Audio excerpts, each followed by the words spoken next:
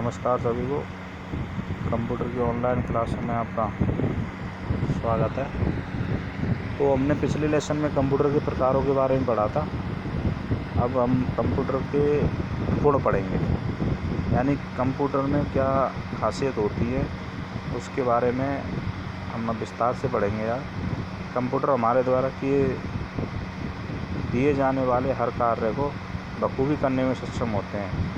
इनके कुछ गुण इस प्रकार हैं। सबसे पहला गुण है गति। तो कंप्यूटर काफ़ी तेज़ गति से कार्य करते हैं। जब हम कंप्यूटर के बारे में बात करते हैं तो मिनी सेकेंड्स, माइक्रो सेकेंड में बात नहीं करते, बल्कि हम 10-12 सेकेंड में एक कंप्यूटर इतना कार्य कर लेता है। इस रूप में उसकी गति को आंकते हैं। ना उगना, कंप्यूटर कभी भी उगते नहीं, यानी कि परेशान नहीं होते, बोर नहीं होते, थकते नहीं हैं कंप्यूटर हमारे भी। यही इनका सबसे अच्छा गुण है, क्योंकि यह एक यंत्र है, इसलिए ये काफ़ी दिनों तक बिना किसी शिकायत के कार्य करने में सक्षम होते हैं। अब स्मरण करने या संग्रह की क्षमता। एक सामान्य संगणक भी एक बार दिए गए निर्देशों को काफ़ी समय तक स्मरण रखने में सक्षम होता है, पर जब भी आवश्यकता पड़े उसे फिर से लिखा या भरा जा सकता है। तो और इसका आगे है अपना उपयोग, कंप्यूटर के उपयोग। देखिए, कंप्यूटर का उपयोग कहाँ कहाँ कर सकते हैं हम। ईमेल करने में, सहयोग, जानकारी संयोजन में, लेखांकन करने में, शब्द संसाधन में, पुस्तक प्रकाशन में, सामग्री प्रबंधन में, वैज्ञानिक अनुसंधान तथा विकास में, दूरसंचार में, शिक्षा प्रसार में, सिमुलेशन में, और कंप्यूटर साइट डिज़ाइन बनाने में, कंप्यूटर साइट डिज़ाइन एवं ड्राफ्टिंग करने में। तो दोस्तों, ये कंप्यूटर के उपयोग और गुण थे, इनके बारे में मैंने आप लोगों को बताया। अब कंप्यूटर की भाषा। तो कंप्यूटर अविकलित जिस भाषा को समझता है उसे द्वै आधारी भाषा कहते हैं। वास्तव में यह यंत्र केवल विद्युत धारा के चालू या बंद होने को ही समझता है। विद्युत धारा होने या रुकने को 0 या 1 के जरिए व्यक्त किया जाता है, इसलिए इस पर कोई काम करने के लिए इसे इस भाषा निर्देश या सूचना देना होता है। अब कंप्यूटर की यंत्र भाषा।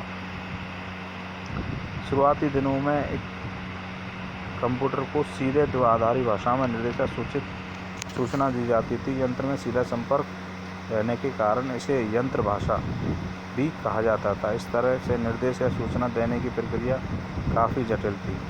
फिर उसके बाद दोस्तों संयोजन भाषा हुई थी। इसकी यंत्र भाषा की जटिलता को कम करने के लिए संयोजक असेंबलर की सहायता ली गई। यह ऐसा प्रोग्रामर था जो खास शब्दों को द्विआधारी संकेतों के समूह में बदल देता था। इस भाषा में प्रत्येक प्रक्रिया के लिए एक सरल शब्द चुन लिए जाते थे।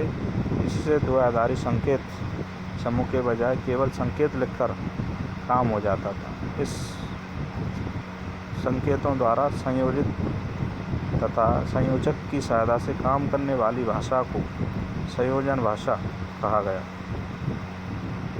उच्च स्तरीय भाषा। असेंबली लैंग्वेज से आने से कंप्यूटर प्रोग्राम को सुविधा जरूर मिली, किंतु इसके लिए प्रोग्रामर को संगणक के हार्डवेयर तथा इसकी कार्य प्रणाली का संपूर्ण ज्ञान होना आवश्यक होता था। अतः अब और भी सरल भाषाओं को विकसित किया गया, जिन्हें उच्च स्तरीय भाषा कहा गया। इनमें कुछ प्रमुख आरंभिक भाषा है। कोबोल, बेसिक, सी थी। उच्च स्तरीय या हाई लेवल लैंग्वेजों को मशीन द्वारा परिवर्तित करने के लिए संकलक और व्याख्याता की ज़रूरत पड़ती है। कॉम्पाइलर और इंटरप्रेटर की ज़रूरत पड़ती है। संकलक या कंपाइलर उच्च स्तरीय भाषा लिखे गए प्रोग्राम को स्थायी रूप से मशीन भाषा में परिवर्तित करता है, जबकि व्याख्याता या इंटरप्रेटर एक एक पंक्ति करके परिवर्तित करता है। तो दोस्तों, ये कंप्यूटर की भाषाओं के बारे में कुछ था आपको जानकारी, और कंप्यूटर गुणों के बारे में। तो आप प्लीज़ लाइक सब्सक्राइब करके ज़रूर बताएं आपको कैसी लगी है, और शेयर करें सभी को, जिससे सभी का ज्ञान और मुझे